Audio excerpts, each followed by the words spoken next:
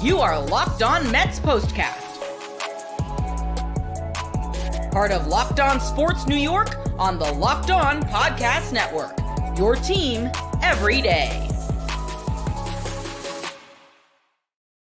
The ace of the New York Mets staff delivered an ace-like performance, and the New York Mets find themselves just one win away from the NLCS. Welcome in to another Locked On Mets postcast here on the Locked On Sports New York YouTube channel. I am your host, Chris Schubert. Everybody, it is a Victory Tuesday here on the Locked On Mets postcast as the Mets defeat the Philadelphia Phillies 7-2 to take a 2-1 series lead and find themselves one win away from the NLCS. This episode of the Locked On Mets postcast brought to you by Booking.com, Booking.yeah.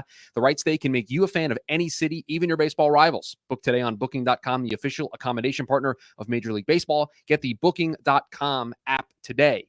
And the New York Mets turned into a very pivotal Game 3, their first home game in what felt like 2 years, but it was just 2.5 weeks. They turned the ball over to their ace for the entirety of the 2024 season, that being Sean Manaea. And Sean Manaea delivered an ace-like performance in front of a raucous Citi Field crowd. We will get into that crowd and its impact on this game in just a second. But how could you not talk about this Game 3 victory by not going chapter and verse and spending this first segment tipping the cap to Sean Manaea and the performance that he put together tonight?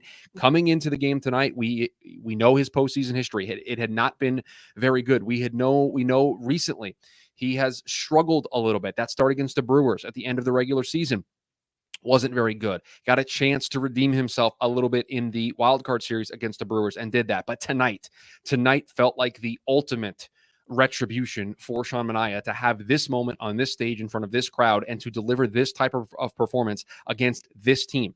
I mean, every national broadcast that you see now goes chapter and verse about the mechanical change for Sean Manaea, the warming up on the left side out in the bullpen, but throwing to the right side of the bullpen out there, and the arm slot changing and adding the pitches and just everything that we have seen throughout the course of this season in 2024. It feels like these national broadcasts, again, playing to a different audience, has to bring that to the table. And he got his moment on a big stage and delivered 7 quality innings, 3 hits, only the 1 earned run allowed, 2 walks, the 6 strikeouts, and he was worked in and out of the trouble that he found himself in the 6th inning because the Mets were able to tack on some runs. Carlos Mendoza was able to try to steal some outs with Sean Manaea. Definitely stole 3 outs in the 7th inning against the bottom part of the lineup, and then gave him an opportunity to try to at least get the first 2 batters there in the 8th before the lineup turned over to the top part. He allowed an immediate hit. That was the hook for Carlos Mendoza, and he got to give Sean Manaea a big celebration from the crowd there. They got to celebrate his great start. And if you are not on board, if you do not think that Sean Manaea is the ace of this team, if you don't think that the New York Mets can make a run beyond this round and beyond the NLCS and win a championship and hoist up a trophy, if you don't believe after this type of start from Sean Manaea tonight, then I don't know what is going to get you on board. He delivered in a pressure-packed, absolutely bonkers environment where the team needed to get the job done. Going down 1-2 at home, with 1 more game at home, but then knowing you'd have to win 2 in a row, including 1 on the road in Philadelphia, would have been a tall task even for this team. And so you hand the ball to your ace in this spot and you say, go get it done. And boy, did he get it done. And Sean Manaea, all year long, has been the frontline starter that this rotation desperately needed. They certainly thought they were going to get Kodai Senga back at some point during the year. They didn't. And they needed somebody to step up. And in the second half of the year, Sean Manaea stepped up, and I don't have the exact numbers in front of me, but it was a sub-3 ERA in the second half. It was 6-7 innings plus every time he went out there, and he was just dominant. And he certainly put himself in consideration to be one of the top 5 vote getters for the National League Cy Young. And you saw it tonight. You saw a Cy Young version of Sean Manaea tonight. And I'm so happy for him to have that moment because he had the postseason struggles in the past, and he had been counted on for this team for so much of the year. And so to deliver in that spot, you could see there were multiple times in the game he had to take that deep breath and just kind of calm himself down. But he delivered. And the 6th inning in particular, we'll talk about momentum innings here in just a little bit, but that 6th inning is the one that you're going to look back on, where this game was won for the New York Mets and lost for the Philadelphia Phillies, because in that 6th inning, for the first 5, Sean Manaea had been dealing. He had not really given up a whole lot of traffic, had worked out of the limited traffic that he found himself in. But that 6th inning, It was a leadoff walk, and the first two base runners get on. And so the Phillies are threatening after the Mets take an early 2-0 lead, and you very quickly realize that this is the game. You very quickly realize that the Mets have to get out of this jam, and if they do, it's going to lead to something. And you saw Sean Manaea, the confidence that he had, because he goes right after Bryce Harper and strikes him out, and then he goes right after Nick Castellanos and gets him to line out into a double play, and that was where the game was won for the New York Mets. It was not won in the early part of the game with the 2 home runs. It was won in that 6th inning because they were able to get out. Sean Manaea was able to get out of that jam. And then we all know what happened in the 6th inning of this game. And so, again, if you're not on board with Sean Manaea being the ace of this team, if you're not on board with this team being able to make a run deep into the postseason, beyond just this series, beyond just winning the series, I don't know what type of performance from this team is going to get you to be on board. The train's leaving the station. The 7 train is leaving. It's heading out of town, and it's making a run. You've got like one more stop before you're going to miss out, because this team is fun. This team is exciting. They stress you out a little bit late, and they certainly kind of tried to open the door a little bit, but the bullpen did enough. And the New York Mets, again, did you think this sentence was going to be uttered in 2024 during this season? The New York Mets have a 2-1 series lead in the NLDS and are 1 win away from the National League Championship Series. It's just amazing what this team constantly is able to do. It was a little different tonight. They got out to the early lead. They held on to the early lead, but they did what needed to be done, and they felt locked in from the word go. And I'll tell you this, the reason why I say that the 6th inning was the pivotal moment in this game, because early on, and let's give credit where credit is due, despite giving up the 2 home runs, Aaron Nola was attacking the Mets hitters. The Mets had a plan to attack Aaron Nola, and he had some quick innings early on. So despite giving up the 2 runs, they were allowing Aaron Nola to stay into this game. And with the way the Phillies bullpen had been performing, and once again tonight did not perform, that played right into the Phillies' hands. They would love to get Aaron Nola, despite only allowing the 2 runs, into the 7th, into the 8th inning, to kind of shore up that bullpen, to give those guys a day off, that you don't have to go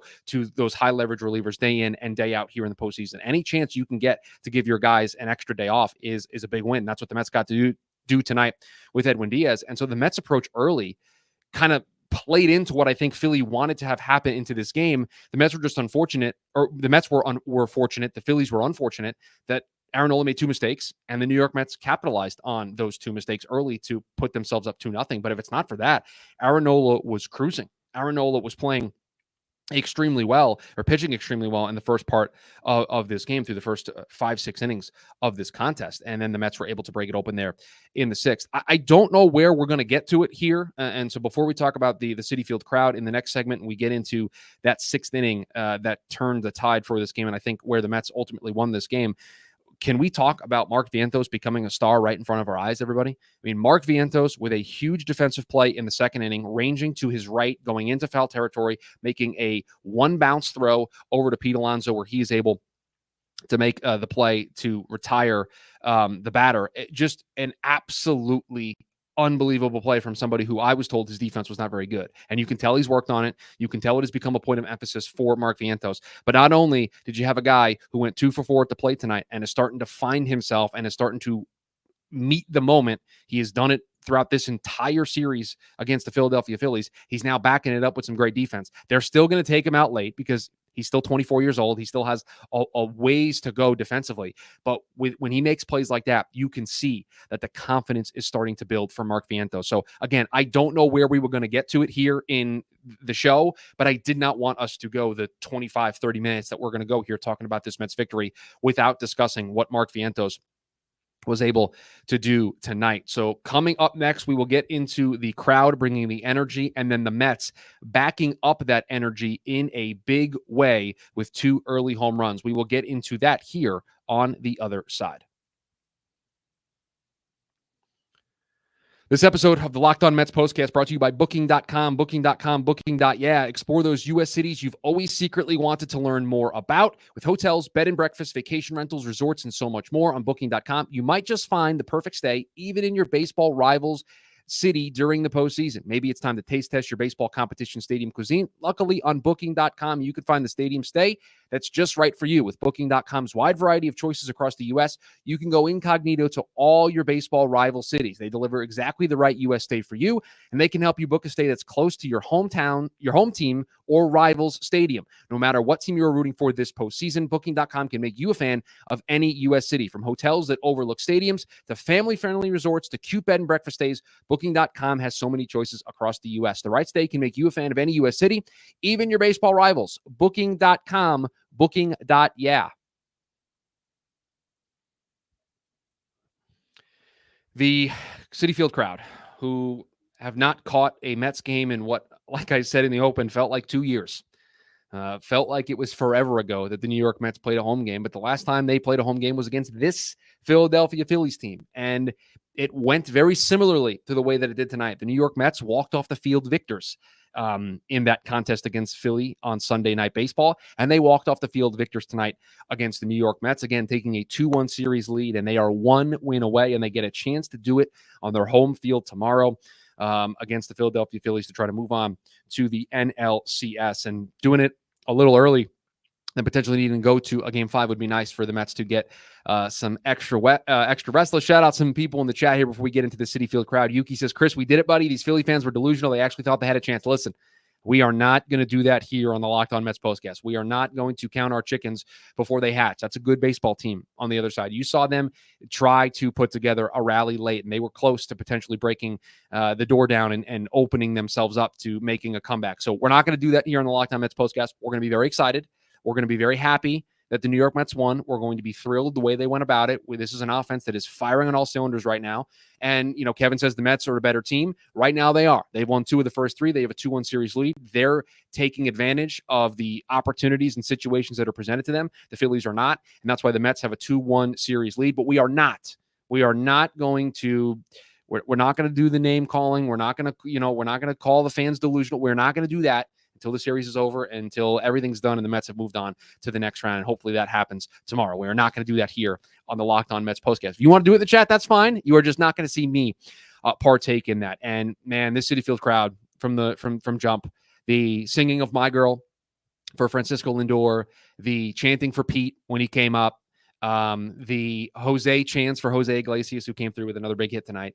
It just, you could tell they love this team. And how could you not love this team? This team is everything you want baseball to be, man. It's just fun. They play the game in just a fun, laid back. It's just fun to watch this team play. It's stressful at times. It's a roller coaster ride, especially in the postseason, because every inning just feels magnified even more. But it's just fun to watch this team play. You can feel their confidence come through the television screen while you're watching it at home, and they delivered early and often in this game. And let's start with Pete Alonso's second inning home run. The crowd gives him a big ovation when he gets up to face Aaron Nola, and he takes the ball the other way.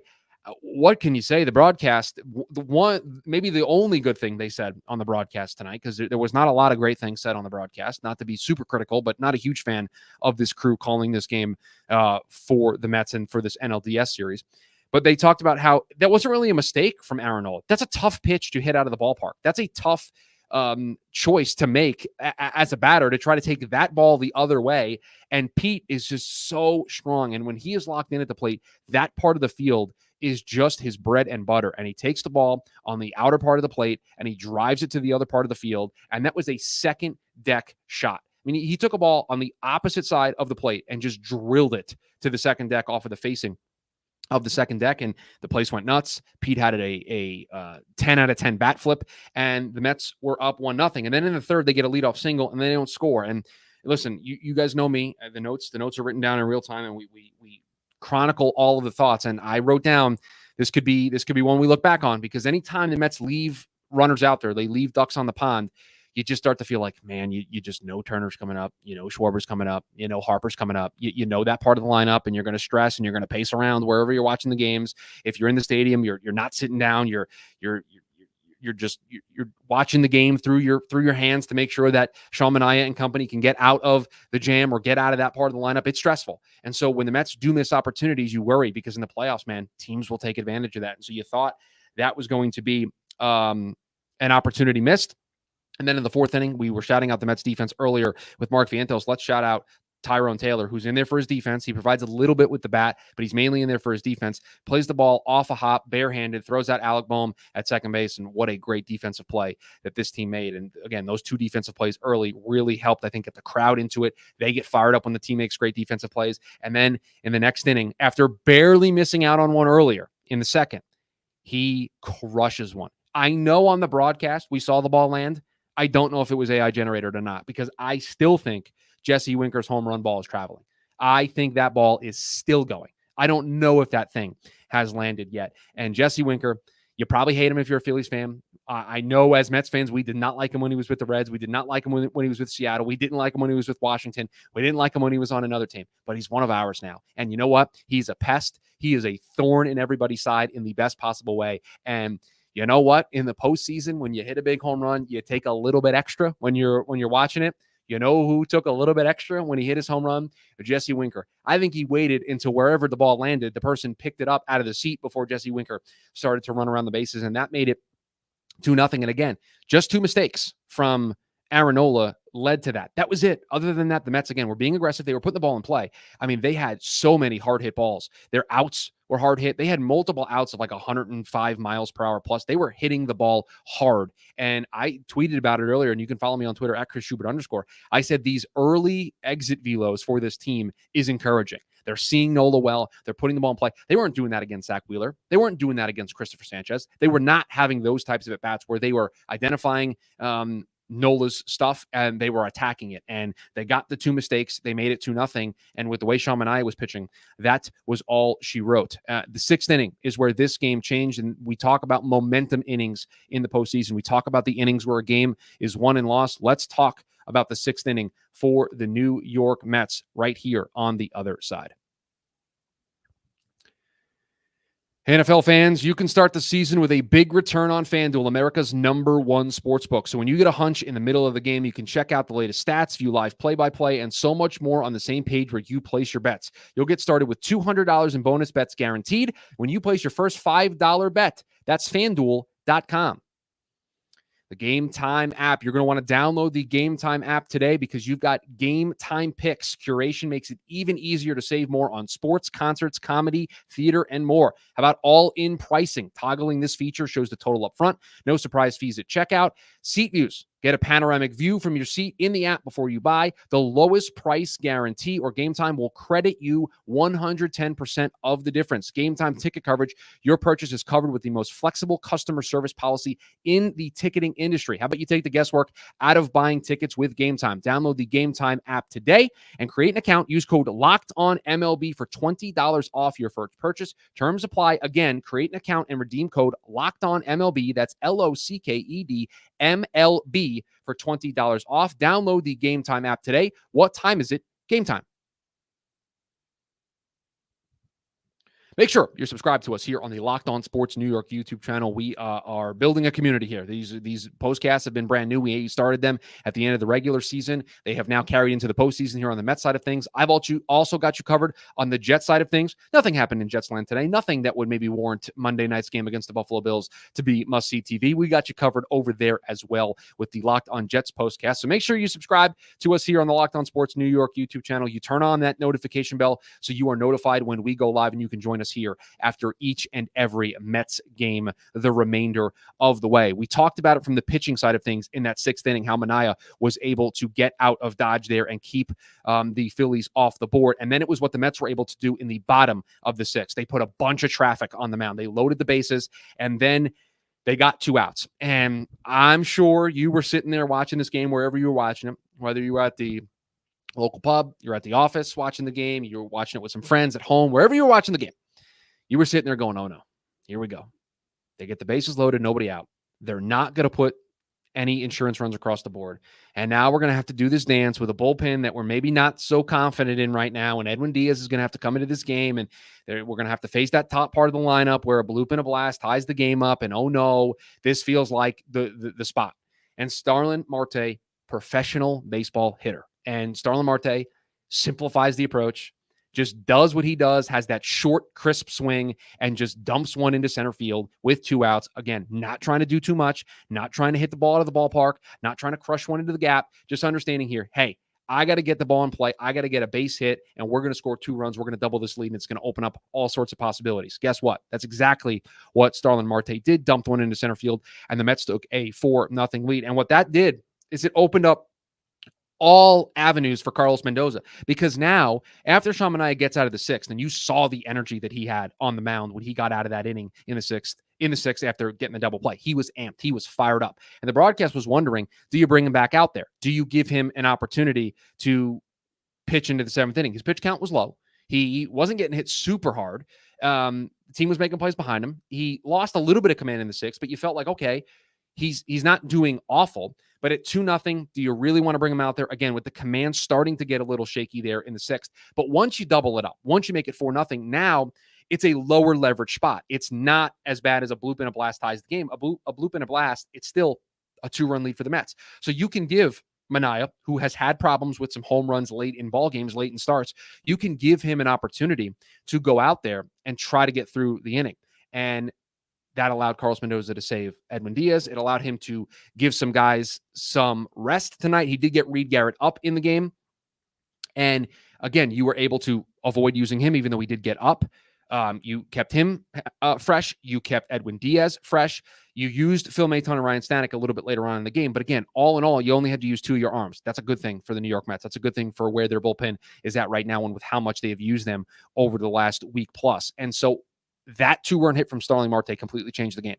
The Mets won the game right there. They didn't win the game with the 2 home runs early. They won the game right there with what Sean Manaea did in the 6th, getting the heart of the Phillies lineup, the part of the lineup that you stress about, the part of the lineup that is always going to be the spot where Edwin Diaz is going to come into a game late. Sean Manaea was able to handle that in a key high leverage spot. The Mets were able to score 2 runs. They were able to lower the leverage of what the 7th inning then looks like. It allows you to get Sean Manaea to go back out there. He gives you a quick inning in the 7th. And then all of a sudden it's like, okay, we can absolutely send him out there for the 8th. And then you get rewarded with 2 more runs with Jose Iglesias coming through with a 2-run single, making it 6-0. And then Pete Alonso, I guess in the postseason, when you're feeling it, you're feeling it. And Pete has been feeling it as of late because he tried to score on a ball that he probably shouldn't have tried to score on and was out by 4 steps, 5 steps. I mean, he was out by a lot. And again, I think that's just a case of somebody feeling it in the moment of I'm hitting really well. We're doing the right things. I'm going to just going to go on instinct here. And he found himself out, but they score 2 runs and make it 6-0.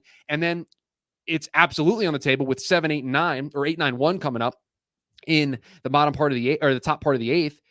We can let Manaea go and he's going to have a short leash, but the bottom part of this lineup, 8, 9, if he can get these 2 outs, then with 2 outs, I can face the top part of this lineup, the high leverage part of this Phillies lineup with 2 outs, and then go to a fresh reliever out there in the pen. And so this game was won in the 6th inning tonight. This is where the Mets won this game. And we talk about momentum innings. They played that momentum game perfectly. They got the big outs in the 6th to keep it at 2-0 and immediately tacked on some insurance runs and took advantage of a Phillies bullpen that has been shaky throughout this postseason. They got to Nola with the 2 mistakes, and then they were able to tack on against the Phillies bullpen. And for all the nerves that I think we have watching the Mets bullpen at times, you don't think the Phillies fans feel the same way right now with the way their bullpen has been operating? They have not been very good. It has not been great.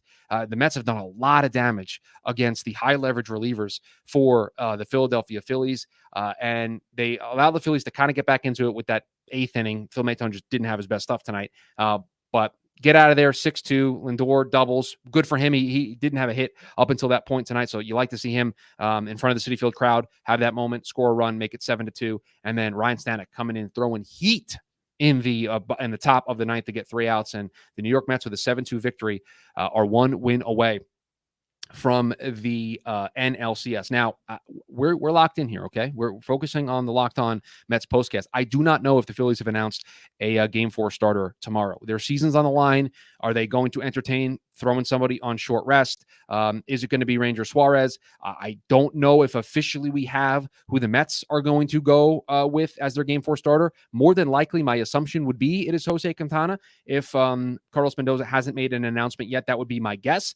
He might have already. I am trying to I'm trying to do both. I'm trying to do a postcast and also scroll on Twitter at the same time. It's not necessarily my best skill, but we're certainly going to give it a try. I don't see anything in my immediate scroll, so maybe something will come out, or it has and I've just missed it, but maybe something will come out here in a little bit. But my guess would be Jose Quintana for the Mets, and then who knows what the Phillies are going to do. It's all hands on deck for them. They have to get this series back to Philadelphia, and so they're going to play with a certain level of energy, but that desperation also can cut both ways. They can play desperate and it can lead to a lot of good things, but that desperation could also lead to them making some mistakes and having to make some quick decisions early, and then that plays right into the Mets' hands. But we're going to sign off here on the Locked On Mets postcast. Make sure you are subscribed to the Locked On Mets podcast. Ryan Finkelstein will also have you covered with even more thoughts about this New York Mets team taking a 2-1 series lead behind a ace-like performance. He was an ace. He's been an ace all year. He was an ace tonight. Couldn't be more prouder and more excited to have watched Sean Manaea deliver that kind of start. And again, if this team moves on,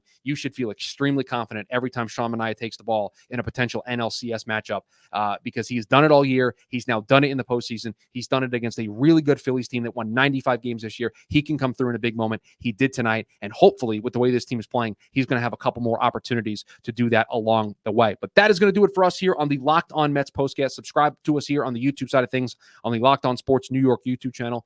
We are back tomorrow. A potential series clinching game for the New York Mets at home in front of what is going to be an even more energetic Citi Field crowd. You thought tonight was energetic. Tomorrow, with an opportunity to move on and to knock the Phillies out and to go to the NLCS for the first time since 2015. Yeah, that building's going to be shaking. And my early pregame scouting here for the New York Mets, you lean on them early. That crowd's going to be into it, and you're going to be able to probably take this team out early if you can get on them early. If you can score a run or two in those first 2 innings, you are going to have an opportunity. If you can throw some zeros up on the board to really lean on this team, put the pressure on them, and punch your ticket into the NLCS. But that is going to do it for us here on the Locked On Mets postcast. The New York Mets, a 7-2 win over the Philadelphia Phillies, and they find themselves just one win away from the NLDS, and they will have an opportunity to do that tomorrow. See you tomorrow, everybody.